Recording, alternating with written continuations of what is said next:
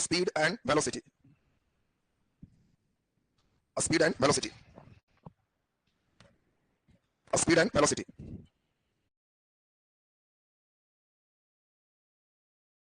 नीचे लिख दीजिए चाल स्पीड, चाल स्पीड लिख दे दूरी बटे समय, चाल स्पीड में लिख दीजिए दूरी बटे समय। नीचे लिख दे वेग वेलोसिटी विस्थापन बटा समय, विस्थापन बटा समय। चलिए बढ़िया से समझे। हम लोग पिछले क्लास में देखे कि गए और आए तो विस्थापन क्या हो गया, जीरो। इसीलिए वस्तु अगर चल भी रहा है तो विस्थापन जीरो होने के कारण उसका वेग क्या हो जाएगा, जीरो। यानी वेग डिपेंड करता है किस पर, विस्थापन पर, और चाल डिपेंड करता है दूरी पर। तो आपको ध्यान रखना है इकाई समय में तय की गई दूरी को क्या कहते हैं, चाल, और इकाई समय में तय किए गए विस्थापन को क्या कहेंगे, वेग। तो अब आप समझ पा रहे होंगे इन दोनों में सदिश राशि कौन है, विस्थापन सदिश है तो वेग क्या होगा, सदिश है। ये दिशा पर निर्भर करेगा लेकिन दूरी दिशा पर निर्भर नहीं करेगा। अब हम लोग को ध्यान यह देना है चाल कई तरह का है। अगर समय के साथ चाल न बदले तो इसको एक समान चाल का, समय के साथ वेग नहीं बदले तो हम लोग क्या कहेंगे, एक समान वेग कहेंगे। एक समान के बाद अगला नंबर हम कहें असमान। बोलो समय के साथ चाल बदल जाए तो क्या कहेंगे, असमान चाल। नहीं बदले तो क्या कहें, बदल जाएगा तो असमान वेग। जैसे ध्यान से समझो, मोटरसाइकिल पर बैठे हो और मान लो कोई व्यक्ति एकदम चला रहा है 40 तो 40, न 41 न 39, तो अब बताओ इसको हम लोग कहेंगे कि ये कैसा है, एक समान। बोलो ये जो मोटरसाइकिल में स्पीड वाला देख रहे हो ये चाल बताता है कि वेग, बोलो। तो ये निश्चित स्पीड बताता है और स्पीड का मतलब क्या है, चाल बताता है, दूरी बटे समय, वेग नहीं। वेग निकालना पड़ता है किससे, विस्थापन बटे समय से वेग जानते हैं। नीचे क्वेश्चन लिख दीजिए, क्वेश्चन लिखिए स्पीडोमीटर से, स्पीडोमीटर से निम्नलिखित में क्या ज्ञात करते हैं, स्पीडोमीटर से निम्नलिखित में क्या ज्ञात करते हैं, स्पीडोमीटर से निम्नलिखित में क्या ज्ञात करते हैं। चॉइस ए एक समान चाल, एक समान चाल। चॉइस बी औसत चाल, औसत चाल। चॉइस सी तात्क्षणिक चाल, तात्क्षणिक चाल। और चॉइस डी असमान चाल, असमान चाल। सबसे पहले तो ये बताओ क्या आप लोग स्पीडोमीटर देखे हो, देखे हैं? नहीं, स्पीड बताने वाला मीटर स्पीडोमीटर है। मोटरसाइकिल में, कार में 10, 20, 40 स्पीड वाला मीटर नहीं देखे हैं, उसी का नाम स्पीडोमीटर। तो बताओ ये स्पीडोमीटर क्या बताता है, एक समान चाल, औसत चाल, तात्क्षणिक चाल की असमान चाल, बोलो क्या बताएगा? सब उल्टा पुल्टा कर दिया। मोटरसाइकिल या कार में आप देखे हो चाल बताता है तो कैसा चाल बताता है, बिल्कुल सही, वो तात्क्षणिक चाल बताता है, इंस्टेंटेनियस स्पीड बताता है। तात्क्षणिक का मतलब उस क्षण में चाल क्या, उस क्षण का चाल बताता है कि अभी 60, अगले क्षण जो होगा फिर उसको दिखाएगा, तो उस चाल को हम लोग क्या कहेंगे, तात्क्षणिक। तो आंसर तात्क्षणिक। चलिए नीचे प्रस्ताव लगा के रास्ते लिख दीजिए औसत चाल बराबर एवरेज स्पीड, औसत चाल बराबर कुल दूरी, कुल दूरी बटे कुल समय, कुल दूरी बटे कुल समय। नीचे लिख दीजिए औसत वेग बराबर, औसत वेग बराबर कुल विस्थापन बटे कुल समय।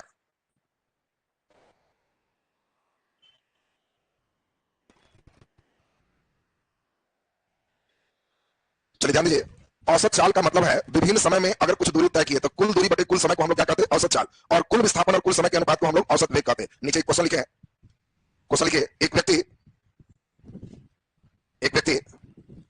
20 किलोमीटर प्रति घंटा के वेग से, 20 किलोमीटर प्रति घंटा के वेग से बाजार जाकर 30 किलोमीटर प्रति घंटा के वेग से, 30 किलोमीटर प्रति घंटा के वेग से वापस आ जाता है, वापस आ जाता है। तो संपूर्ण यात्रा के दौरान, तो संपूर्ण यात्रा के दौरान इसका औसत चाल और औसत वेग बताएं, इसका औसत चाल और औसत वेग बताएं, औसत चाल और औसत वेग बताएं। चलिए ध्यान दीजिए, खूब बढ़िया से समझना है, एकदम एक बार स्टेप उठाओ, क्लियर। कहता है मान लो एक पॉइंट ए है और एक बाजार का पॉइंट बी है। एक व्यक्ति 20 किलोमीटर प्रति घंटा के वेग से बाजार जाता है और 30 किलोमीटर प्रति घंटा के वेग से वापस आ जाता है। तो बताओ जहां गया वहीं चला आया तो औसत वेग क्या होगा, जल्दी बोलिए। जिस पॉइंट से गया वहीं चला आया तो कुल विस्थापन क्या है, जीरो। जीरो बटे कुछ भी क्या होगा, जीरो। तो आंसर जीरो होगा। देखो अगर क्वेश्चन में है गया और आया तो समझना कि वेग जीरो होगा। औसत चाल क्या होगा, तो औसत चाल का मतलब आपको समझना है कुल दूरी बटे कुल समय। बोलो मान लो दूरी x है तो कुल दूरी x गया और x आया बटे कुल समय, जाने का समय, समय का फॉर्मूला दूरी बटे चाल, दूरी है x बटे 20 और आने में दूरी है x बटे 23। एक्स और एक्स बोलो 2x, 60 लघुत्तम होगा 3x प्लस 2x, 2x गुना 60 बटा 5x, एक से x कट गया, ये 12 गुना 5 60 हो गया 24 किलोमीटर प्रति घंटा। तो औसत चाल निकालने के लिए हम लोग को ये प्रोसेस है, लेकिन इतना प्रोसेस परीक्षा में कुछ करना नहीं है। परीक्षा में आपको सिर्फ और सिर्फ ध्यान रखना है कि जिस क्वेश्चन में गया और आया तो 2 गुने गया गुने आया बटे गया जोड़ आया, बस इतने ध्यान रखना। जब कभी भी ऐसा क्वेश्चन देगा तो कहना है 2 गुने गया कितना के वेग 20, आया बोलो 30 बटे गया जोड़ आया 30 20 50, 0 से 0 कट गया, 5 से 4 बार में 4 गुना 3 12 गुना 24 किलोमीटर प्रति घंटा आंसर होगा।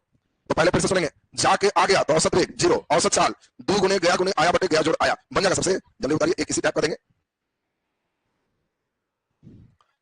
हाँ, ऐसा कोई बच्चा कभी मत करना कि 30 20 जोड़ के 50 बटे 2 तो 25 आंसर करना, चॉइस में ही 25 दिया रहेगा। कई लड़का औसत देख के बड़ा खुश होता है कि हाँ बड़ा हल्का दिया है।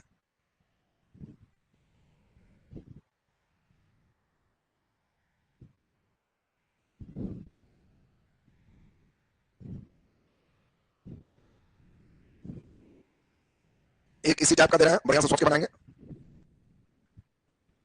इसी टाइप का क्वेश्चन दे रहे हैं, सोच के बनाए। लिखिए, एक व्यक्ति संपूर्ण यात्रा का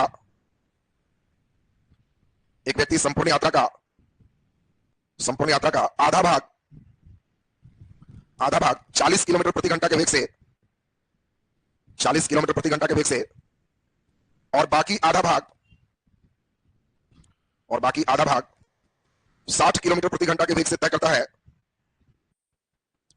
60 किलोमीटर प्रति घंटा के वेग से तय करता है, तो संपूर्ण यात्रा में इसका औसत वेग क्या है? संपूर्ण यात्रा में इसका औसत वेग क्या है? इसका औसत वेग क्या है? देखो, अगर क्वेश्चन में आया नहीं है, खाली गया है, तो जब जाएगा तो जितना दूरी होगा उतना ही विस्थापन होगा, तो जितना औसत वेग होगा वही औसत चाल होगा। पढ़ो, एक व्यक्ति अपने संपूर्ण यात्रा के आधा भाग 40 किलोमीटर प्रति घंटा के वेग से और बाकी आधा भाग 60 किलोमीटर प्रति घंटा के वेग से तय करता है, औसत वेग क्या है? बोलो, औसत वेग कैसे निकालोगे? फिर वही है, अगर आधा आधा है तो 2 गुने बोलो 40 गुने 60 बटे 40 जोड़ 60, 2 गुने 40 गुने 60 बटे 100, बोलो 0 से 0 कट गया, 6 गुना 4 24 गुना 2 48 किलोमीटर प्रति घंटा आंसर हो। नहीं बनेगा। सबसे आपको कभी भी औसत चाल औसत वेग देगा, कभी ये गलती नहीं करना कि 60 40 100 बटे 2 50 नहीं मारना। चॉइस ए में 50 देगा, बी में 48, सी में 46, तो ध्यान रखना कहीं ना करके जोड़ के दूसरा भाग मार देता है। कभी भी ऐसा रहे 2 गुने पहला गुने दूसरा बटे दोनों को जोड़ दो, आंसर हो गया। जल्दी बनाए, बोलो। हाँ, यहां से यहां जा रहा है ना, तो यहां से यहां गया तो जितना दूरी है उतना ही विस्थापन है, इसलिए वेग भी यही है, चाल भी यही है। हाँ, लौट के आएगा तब वेग अलग होगा, चाल अलग होगा।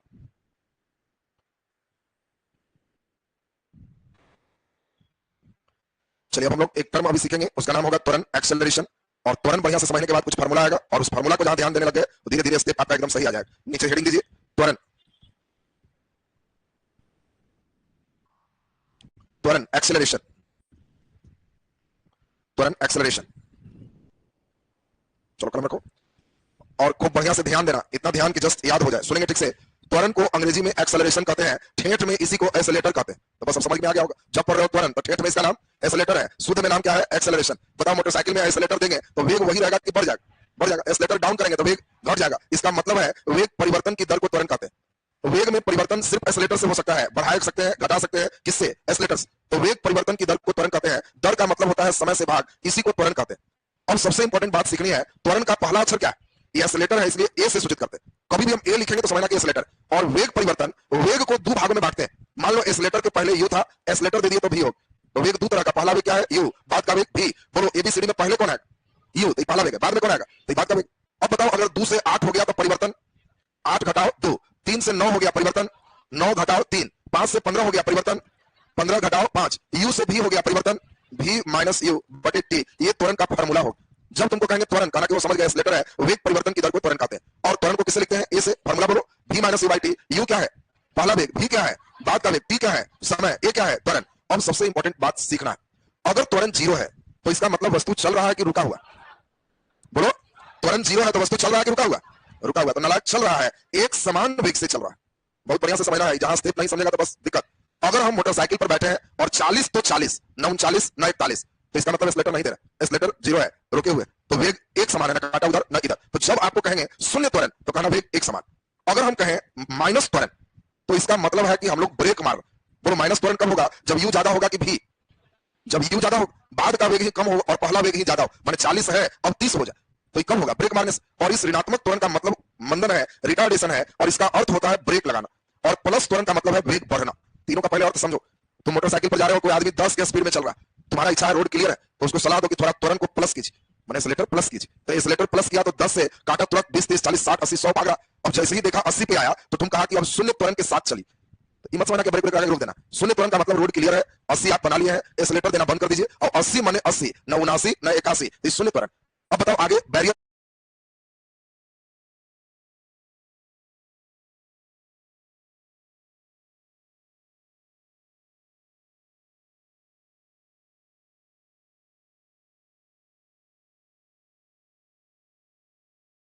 आ गया, तो आप कह रहे हैं कि थोड़ा मंदन उत्पन्न कीजिए। मंदन माने क्या हुआ, ब्रेक मारिए, इसको डाउन कीजिए और फिर शून्य त्वरण के साथ चलते रहिए। तो पहले ही बताओ तीनों का मीनिंग समझ में आया है। अब मोटरसाइकिल पर तुम देख रहा है कोई आदमी 120 से भी बढ़ रहा है तो तुम क्या कहेगा, कहोगे थोड़ा शून्य त्वरण की मंदन की प्लस त्वरण, क्या मंदन उत्पन्न करिए, 120 पहुंचा हुआ है, अभी तुमको एक समान चलने का मन कर रहा है तो इसीलिए मंदन उत्पन्न करिए, थोड़ा स्लो हो जाएगा और तब आराम से शून्य त्वरण से चल सकते हैं। तो जल्दी बताइए त्वरण को ठेठ में क्या कहे, एक्सीलेटर। जब हम कहें एक्सीलेटर दें बढ़ाए चाहे घटाएं, वेग वही रहेगा कि चेंज होगा, तो वेग परिवर्तन की दर को त्वरण का, त्वरण को किससे लिखते हैं, ए से v माइनस यू बटे टी। अगर त्वरण 0 है तो वस्तु का वेग कैसा है, एक समान, प्लस त्वरण है तो बढ़ेगा।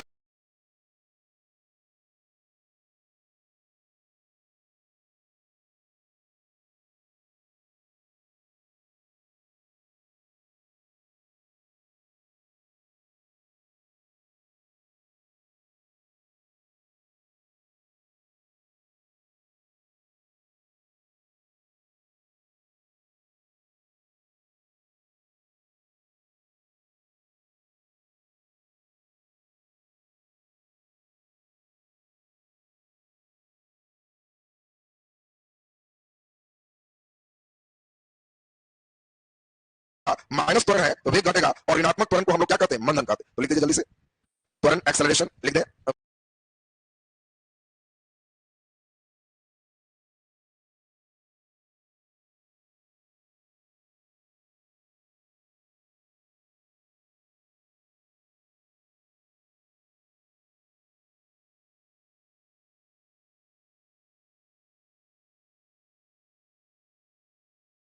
वेग परिवर्तन की दर को,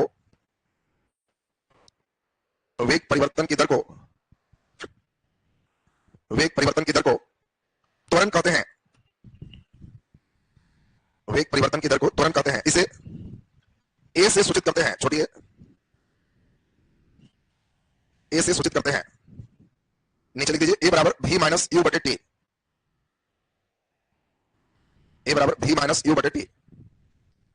नीचे लिख दीजिए u बराबर पहला वेग, नीचे v बराबर बाद का वेग,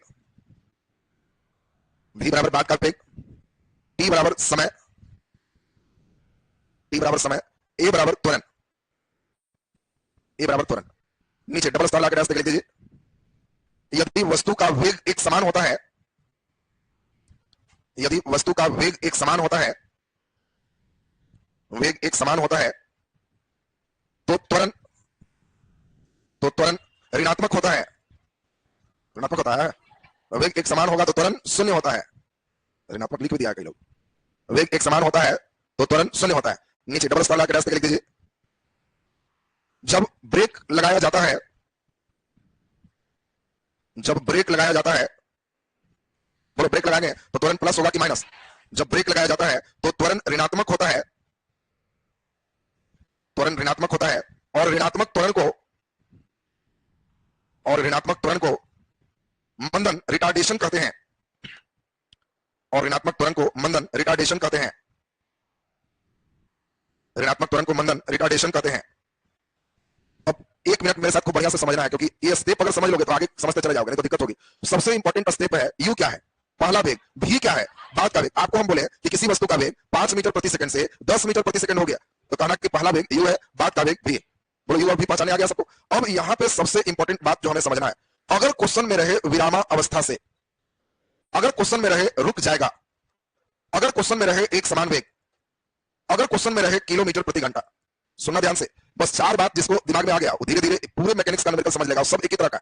जब कहेगा ए ऑब्जेक्ट स्टार्ट्स फ्रॉम रेस्ट, उसी को कहते हैं विरामा अवस्था से। विराम माने क्या होता है, रुका हुआ से। अगर गाड़ी रुका हुआ से चलना शुरू किया तो बोलो पहला वेग क्या होगा, 0। दिमाग में एकदम बैठा लो, जब कभी भी कहेगा विरामा अवस्था से, रुका हुआ से, तो पहला वेग 0 होगा। बोलो दिमाग में सबका सेट हो गया, रुका हुआ से तो पहला वेग क्या होगा, 0।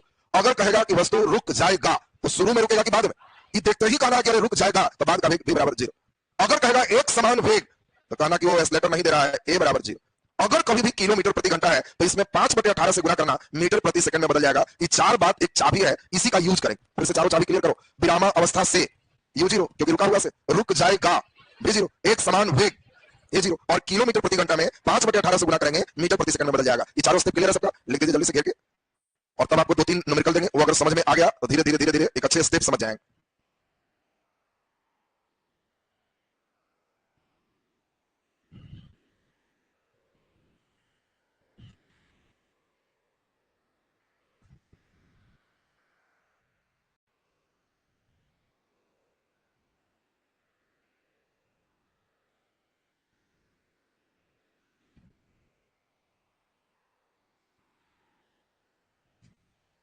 बना दिए सब कोई? चलिए अब थोड़ा सा हमारे साथ स्टेप समझिए, ध्यान दें। हम लोग अभी सीखे कि त्वरण कहते किसको है? वेग परिवर्तन की दर को। अगर हम इसी में तिरछा गुना करें तो बोलो क्या बन जाएगा? 80, और माइनस यू उधर क्या हो जाएगा? Plus you. तो v बराबर हमारा क्या बचेगा? u plus 80। दूसरा के बाद तीसरा हम लोग देखें, s बराबर ut प्लस हाफ 80 स्क्वायर, और लास्ट चौथा फॉर्मूला है v स्क्वायर बराबर u स्क्वायर प्लस 2as। सारे बच्चे को मालूम है u क्या है? पहला वेग। बोलो v क्या है? बाद का वेग, बाद का वेग। बोलो s क्या है? दूरी, दूरी को ही हम लोग किससे लिखेंगे? s से। t क्या है? समय, और a क्या है? त्वरण। इतना अब फॉर्मूला पहले चारों रटोगे, a बराबर v माइनस यू बटे टी, v बराबर u प्लस 80। इसको गति का पहला समीकरण कहते हैं। ये गति का पहला समीकरण है। अगर कभी भी आपको दे दे गति का पहला समीकरण कौन है, तो v बराबर u प्लस 80। दूरी के लिए s बराबर ut प्लस हाफ 80 स्क्वायर, यह गति का दूसरा समीकरण है। आपसे कभी भी दे देगा गति का दूसरा समीकरण कौन है, तो s बराबर ut प्लस हाफ 80 स्क्वायर, और v स्क्वायर बराबर u स्क्वायर प्लस 2s। ये चारों फॉर्मूला लिख करके जल्दी से नोट करिए, और तब इन चारों पर अभी हम लोग क्वेश्चन चलेंगे, और आज ये क्वेश्चन राउंड क्लियर करेंगे आपका। तब अगले दिन हम लोग का इसी में चलेगा गुरुत्वाकर्षण के अधीन गति। उसके बाद तब हम लोग फिर चलेंगे थोड़ा प्रक्षेप्य गति, फिर उसके बाद तब सर्कुलर मोशन वृत्तीय गति, तब न्यूटन का गति नियम, उसके बाद फिर घर्षण। इतना पढ़ोगे तो लेसन खत्म होगा। बड़ा लेसन है, अभी आराम से 3-4 दिन चलेगा। लेसन के बाद समझो कि मेन रीड कंप्लीट हो जाएगा।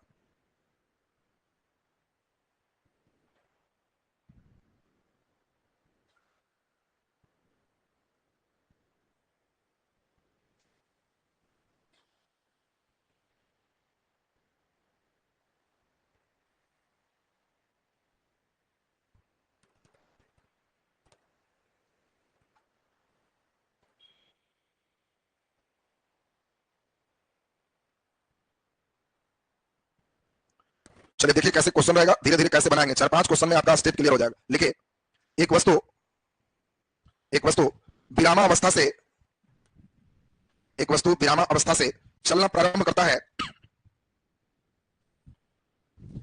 विरामा अवस्था से चलना प्रारंभ करता है, और 5 सेकंड में, और 5 सेकंड में इसका वेग, और 5 सेकंड में इसका वेग 10 मीटर प्रति सेकंड हो जाता है, 10 मीटर प्रति सेकंड हो जाता है। तो इसका त्वरण ज्ञात करें, तो इसका त्वरण ज्ञात करें, त्वरण ज्ञात करें। सभी लोग खूब बढ़िया से समझोगे। पहले एक क्वेश्चन हम खूब बढ़िया से समझा रहे हैं, जिसको एकदम न्यूमेरिकल से डर लगता है, वो पहला लाइन ठीक से पढ़ो। एक वस्तु विरामा अवस्था से, विरामा अवस्था का मतलब है u बराबर 0, जिसमें भी देख लिया विरामा अवस्था लग जाएगा। अब कहता है 5 सेकंड में, तो टाइम 5 सेकंड, वेग 10 मीटर प्रति सेकंड हो जाता है, v 10 मीटर पर सेकंड। त्वरण क्या होगा? त्वरण का फॉर्मूला बोलो, v minus you by T. v का मान 10, u का मान 0, t का मान 5। बोलो 10/5 कितना हो गया? 2 मीटर प्रति सेकंड स्क्वायर। त्वरण का ऐसा मतलब क्या है? मीटर प्रति सेकंड स्क्वायर। छापने का मतलब गावती सब एकदम सीधे 5 दूनी 10 तक छापे के फॉर्मूला लग जाता है। क्वेश्चन पढ़ो, विरामा अवस्था से, तो अपने से u बराबर 0, 5 सेकंड में तो t बराबर 5। लीक अपने से बैसाखी लेके चलो, चल भी नहीं होगा, डंडो फेंक देगी। अपने से बैसाखी लो, टक करके चलो, लेकिन धीरे धीरे चलने जहां आ गया, 2-3 क्वेश्चन जहां बनाने आ गया तो सीख गया। बोलो इसी टाइप का दूसरा देंगे तो बन जाएगा सबसे ना। क्वेश्चन लिखे, किसी वस्तु का वेग, किसी वस्तु का वेग, किसी वस्तु का वेग 2 सेकंड में, 2 सेकंड में 3 मीटर प्रति सेकंड से, 3 मीटर प्रति सेकंड से 7 मीटर प्रति सेकंड हो जाता है, 7 मीटर प्रति सेकंड हो जाता है। तो वस्तु द्वारा तय की गई दूरी बताएं, तो वस्तु द्वारा तय की गई दूरी बताएं, वस्तु द्वारा तय की गई दूरी बताएं। फिर हम समझा रहे हैं धीरे धीरे। अगला क्वेश्चन सारे बच्चे को अपने से बनाना है। देखो जिसको कुछ नहीं समझ में आता वो पहले अपना पहला लाइन पढ़ो, क्या कहता है? किसी वस्तु का वेग, पढ़ो 2 सेकंड में, टाइम बराबर 2 सेकंड, 3 मीटर प्रति सेकंड से, पहला वेग 3 मीटर प्रति सेकंड, 7 मीटर प्रति सेकंड हो जाता है, v बराबर 7 मीटर प्रति सेकंड। दूरी ज्ञात करो, s बराबर वाट। पहले सुनेंगे, पहला स्टेप फिर से सुनेगा, किसी वस्तु का वेग 2 सेकंड में, तो टाइम 2 सेकंड, कहता है कि 3 मीटर प्रति सेकंड से, तो पहला वेग 7 मीटर पर सेकंड हो गया, बात का वेग। कभी भी दूरी निकालना है तो पहले क्या निकालोगे? त्वरण। सब क्वेश्चन में पहले त्वरण निकालना। बोलो a बराबर v माइनस u बटे t। v का मान बोलो 7, u का मान 3, t का मान 2। 7 में से 3 गया, 4 बटे 2 कितना हो गया? 2 मीटर प्रति सेकंड स्क्वायर। हम लोग को त्वरण नहीं, क्या चाहिए? दूरी। s का फार्मूला क्या है? ut plus half at square. बोलो u का मान 3 गुने टाइम बोलो 2 प्लस हाफ a का मान 2 टाइम 2 गुना 2, 2 से 2 कट गया, 3 दुना 6, 2 दुना 4, 6 4 10 मीटर आंसर हो। बोलो जी क्लियर है सबका? इसी टाइप का दे रहे हैं, थोड़ा सा बुद्धि लगाएंगे सब लोग अपने से। पहले छाप के मुक्ति प्राप्त कर लो, अपने से इसी टाइप का देंगे, बुद्धि लगा के बनाना। अक्षर पर जहां ध्यान दिया तो समझ में आते चला जाएगा कि क्या क्या दिया है, क्या निकालना है। स्टेप केवल समझना है, न्यूमेरिकल भारी नहीं होता, स्टेप समझना है। और एक अच्छी बात है कि जो नहीं सीख पा रहा है, समझ लो भगवान तुमको बीपीएससी लायक बुद्धि दी है, बीपीएससी में न्यूमेरिकल नहीं पूछता, ये सब रेलवे में पूछा जाता है। लेकिन फिर भी हम न्यूमेरिकल इसलिए शुरू में चल रहा है, इस शुरू से सब गायब कर देंगे तो हम लकवाग्रस्त हो जाएगा, न्यूमेरिकल एकदम गायब हो जाएगा। ये सब रहेगा तो धीरे धीरे जिंदा रहेगा, हर लेसन का स्टेप समझ पाओगे। ये नींव है, इसी पर बुनियाद पूरे खड़ा होगा फिजिक्स का। ये नींव गायब तो बिल्डिंग बालू वाला भित्ति का बना रहेगा, जा जाएगा थोड़ा सा भी घुमाएगा उलट जाओगे। लिखे अगला क्वेश्चन खूब बढ़िया से सोच के बनाना, देखते हैं कितने बच्चे बना पाते हैं। लिखो, एक कार 20 मीटर प्रति सेकंड के वेग से, एक कार 20 मीटर प्रति सेकंड के वेग से गतिशील है, 20 मीटर प्रति सेकंड के वेग से गतिशील है, और ब्रेक लगाने के 4 सेकंड के बाद वह रुक जाता है। ब्रेक लगाने के 4 सेकंड के बाद वह रुक जाता है, 4 सेकंड के बाद वह रुक जाता है। तो कार द्वारा तय की गई दूरी बताएं। तो कार द्वारा तय की गई दूरी बताएं। बनेगा कि नहीं बनेगा? बन जाएगा, वाह बुद्धि जरा लगाओ। तो बैठा रहा उसको तुरंत बोर्ड पर बुलाएंगे हम, समझ लो। गलती है लिख, लेकिन लिख, जो जो कह रहा है उसको लिखो। कुछ नहीं समझ में आता तो अच्छा कान के बाहर कर, लिख 20 मीटर पर सेकंड, 4 सेकंड, जो जो है सब लिख, बैठ मत।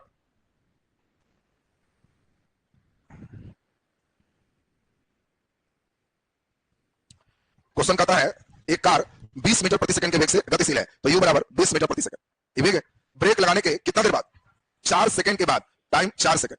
रुक जाता है, बोलो जल्दी जी। रुक जाएगा तो v बराबर 0। नहीं समझा बात जी? जिस क्वेश्चन में रहेगा रुक जाएगा तो बात कभी 0 हो जाएगा। अब अपने से सोचो दूरी क्या हो। पहले तुरंत निकालो, v minus u by T. v बोलो 0 माइनस 20 बटे 4 माइनस 20 बटे 4 माइनस 5। आपको पहले भी सिखाया कि जब ब्रेक लगाएंगे तो तुरंत माइनस होगा, ये निश्चित है। अब बताओ दूरी का formula ut plus half at square. u का मान बोलो 20, t का मान 4, हाफ a का मान माइनस 5, 4 गुने 4, 2 से 2 बार में काट दिए, 80 माइनस कितना हो गया? 40 मीटर आंसर। क्या जी क्लियर है सबका? चलिए एक क्वेश्चन और इस टाइप का हम लोग लिखेंगे। लिखिए, किसी वस्तु का वेग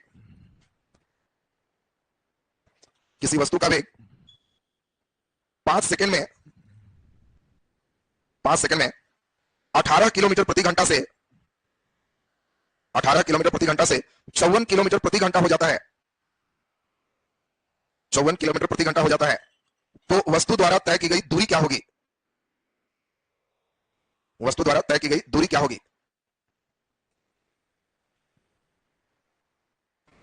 बनेगा से? सोचो पहले, कुछ नहीं भी आता तो अच्छा टाइम के लिखो। सब इसलिए एक जगह रीड करवाया हुआ है कि एक जगह रहने से अच्छा पहले टांगो। क्या दिया हुआ है?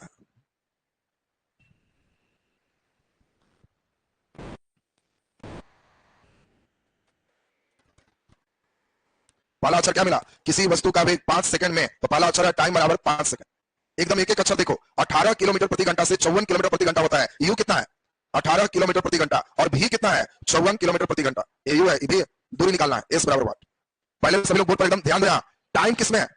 सेकंड में। ये दोनों किसमें है? किलोमीटर प्रति घंटा। तो इनको याद करें कि 5/18 से गुणा कर दें तो ये ऑटोमेटिक मीटर प्रति सेकंड में बदल गया। 18 से 18 कट गया, 5 मीटर प्रति सेकंड। 18 गुणा 3 54, 15 मीटर प्रति सेकंड। ये निकालो, v minus you by T. 15 minus 5/5, 10/5 कितना होगा? a बराबर 2। अपने से s निकालो, ut plus half at square. u का मान बोलो 5, t का मान 5, हाफ a का मान 2, 5 गुने 5, 25 प्लस 25 कितना हो गया? 50 मीटर आंसर। कैसे बना? जो क्लियर है सबका ना? आपको केवल ध्यान रखना है कभी भी किलोमीटर प्रति घंटा आ जाए 5/18 से गुणा कर देंगे, मीटर प्रति सेकंड में बदल जाएगा। चलिए बहुत बढ़िया। अब आप ध्यान दीजिए, एक फार्मूला दिमाग में सबका बैठ जाए। ए बराबर फार्मूला बोलो v minus you by T. v बराबर u प्लस at, s बराबर ut plus half at square, और v स्क्वायर बराबर u स्क्वायर प्लस 2s। इतना दिमाग में सेट रहेगा। विरामा अवस्था u0, रुक जाएगा v0, एक समान वेग ए 0 और किलोमीटर प्रति घंटा में 5/18 से गुणा करने से मीटर पर सेकंड में बदलता है। इतना लाइन एकदम क्लियर है ना सबका। अब एक दो बात हम लोग को थोड़ा सा सीखना है। अगर कभी भी आपको हम दे दें वेग समय ग्राफ, वेग समय ग्राफ, सारे बच्चे को बढ़िया से सुनना।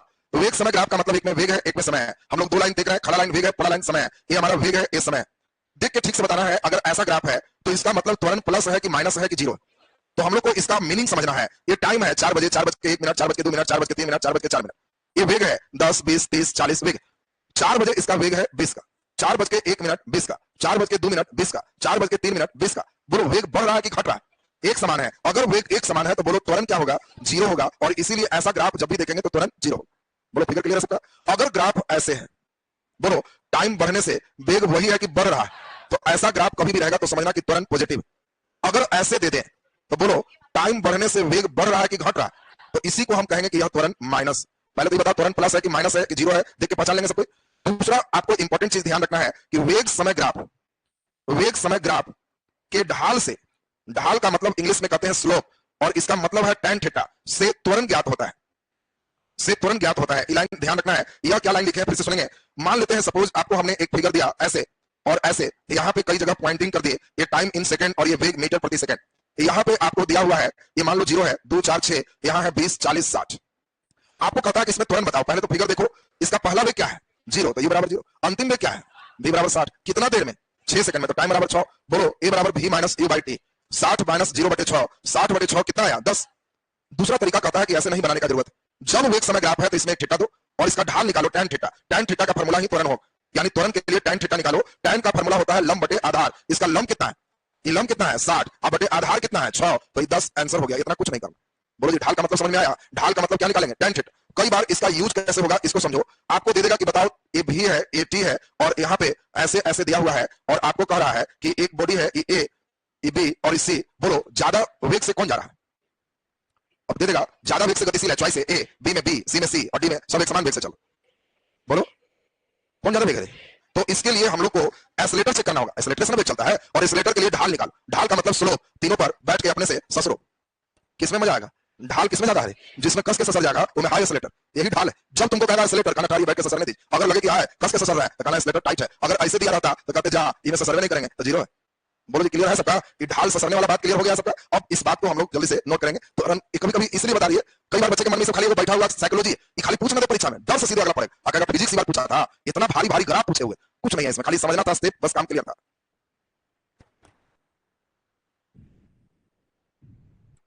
जब ग्राफ देगा तो नीचे से ऊपर धक्का मार के ऊपर बात करना कि क्या जी टाइम बढ़ने से आप में क्या प्रभाव पड़ रहा है। अगर कहेगा कोई प्रभाव नहीं पड़ रहा है, कहना एक समान है, बढ़ रहा है तो कहना कि वो पॉजिटिव है, घट रहा है तो कहना नेगेटिव है।